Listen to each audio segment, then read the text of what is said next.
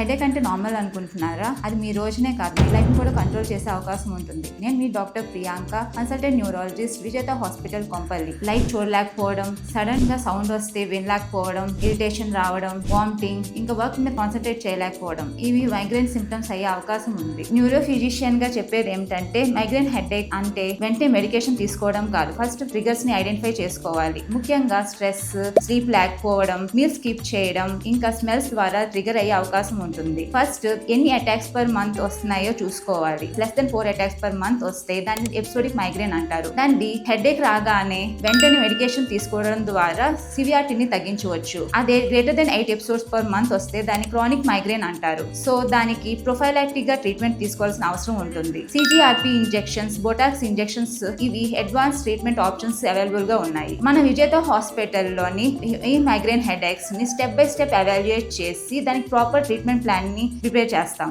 So migraine ని భరించాల్సిన అవసరం లేదు. కరెక్ట్ ట్రీట్మెంట్ ద్వారా మన లైఫ్ ని నార్మల్ గా లీడ్ చేయొచ్చు.